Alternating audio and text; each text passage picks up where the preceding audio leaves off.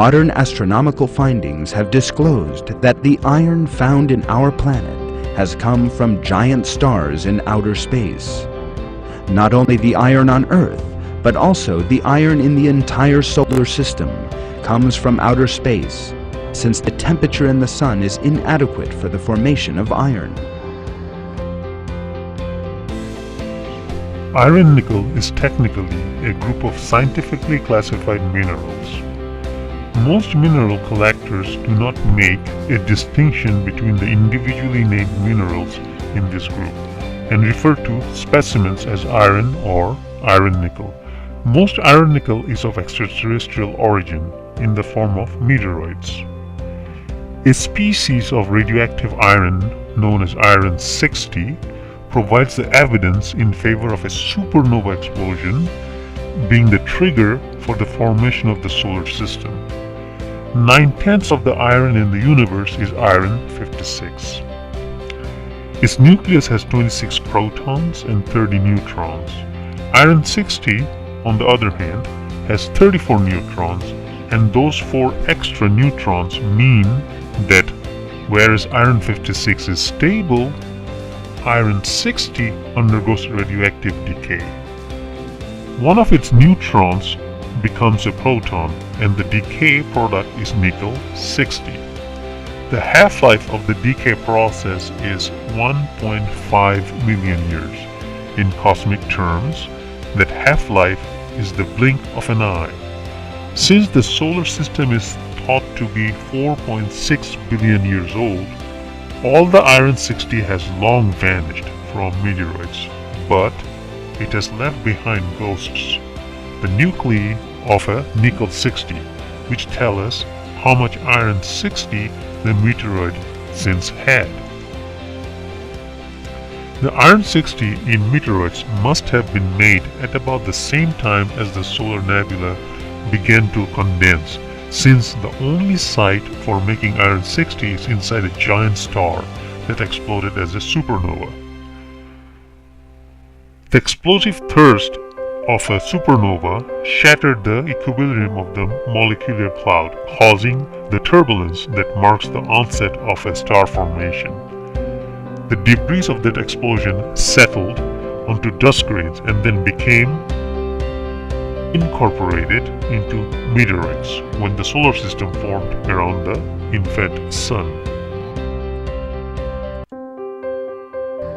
Iron can only be produced in much larger stars than the sun, where the temperature reaches a few 100 million degrees.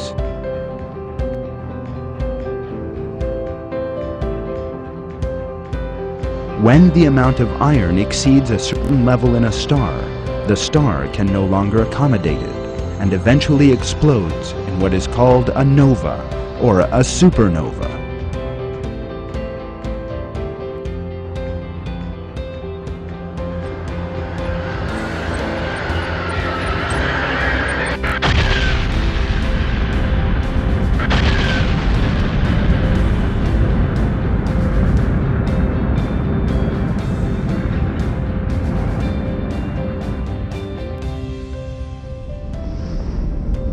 These explosions make it possible for iron to be given off into space.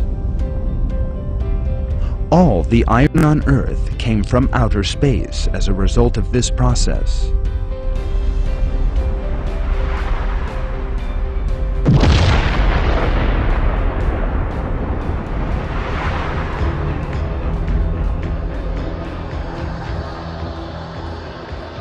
In other words, iron was sent down to Earth.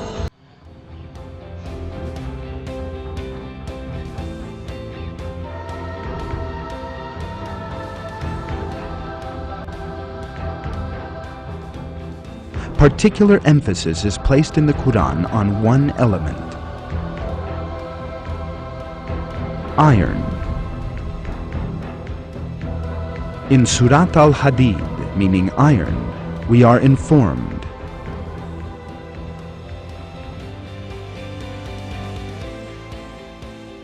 and we also sent down iron, in which there lies great force, and which has many uses for mankind.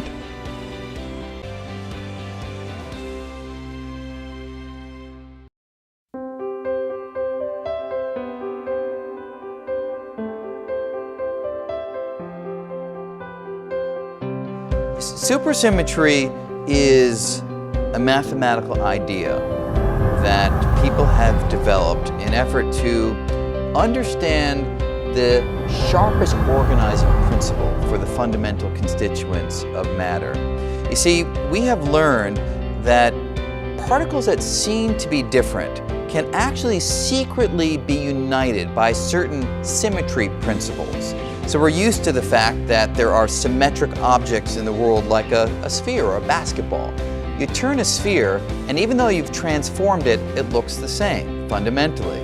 We found that certain particles, when you transform one particle into another, even though it looks like the identity of the particle has changed, overall the equations describing it, they don't change at all, an underlying level of symmetry. But what we've not been able to do is find a symmetry that would relate certain kinds of particles, namely matter particles and force particles. Matter particles are particles like electrons and muons, quarks. Force particles are like photons and gluons and WZ bosons.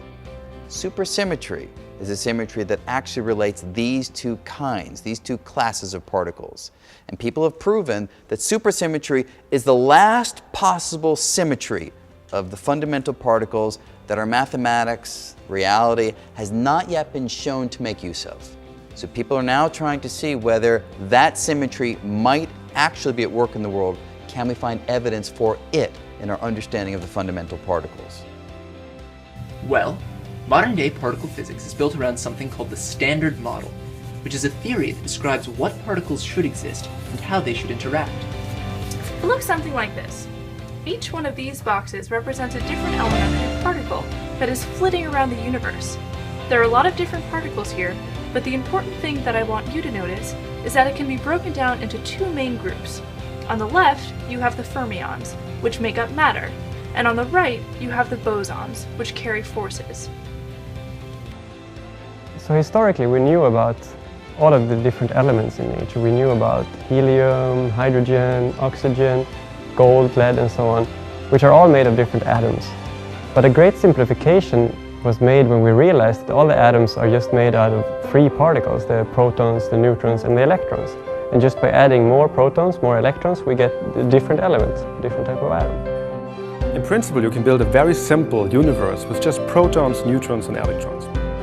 But it became much more complicated in the beginning of the 20th century when we found many, many new particles from cosmic rays. There wasn't really a system established to organize this zoo of particles. So we were calling these new particles things like pi, sigma, delta, and so on. And things got so bad we were running out of symbols to name this particle. So we started organizing these particles according to the properties they have. And the properties are things like spin, electrical charge, so if they're positively charged, negatively charged, or neutral, mass of the particles, and the lifetime of the particles, which is how long it takes before they decay into lighter particles. To simplify the picture, new fundamental particles called quarks were predicted. And the whole zoo of particles could be described by combinations of these quarks. And this was the birth of the Standard Model.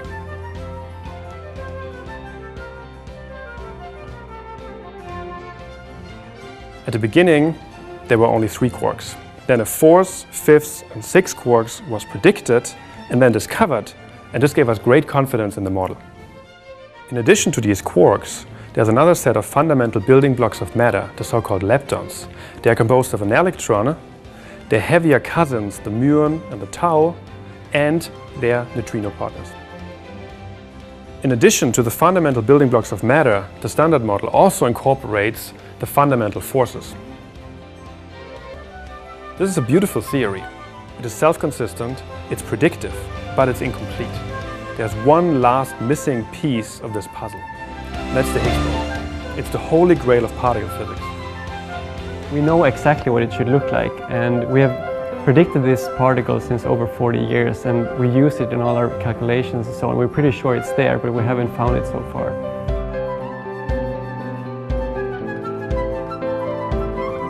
But there are still many unanswered questions beyond the Standard Model.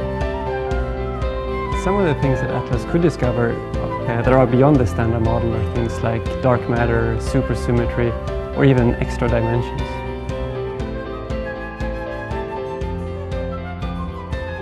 All these open questions point to the existence of new particles which could be discovered and studied here at the Large Hadron Collider. So how will we know if supersymmetry is actually seen in the universe? Well, supersymmetric theories predict a cousin particle for every particle we've ever observed. These cousin particles have never been observed, which is a good reason to be skeptical of the idea of supersymmetry. Still, the idea is attractive enough to have generated over 10,000 scientific papers and the attention of thousands of physicists. The search for these cousin particles is a hot research topic, and we scientists anxiously await the outcome of these studies. The next couple of years will be very exciting.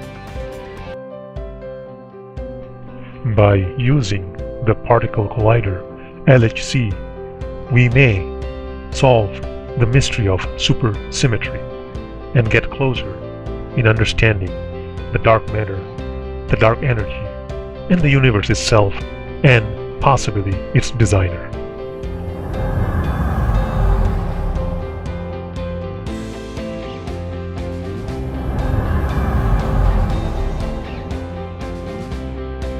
ومن كل شيء خلقنا زوجين لعلكم تذكرون.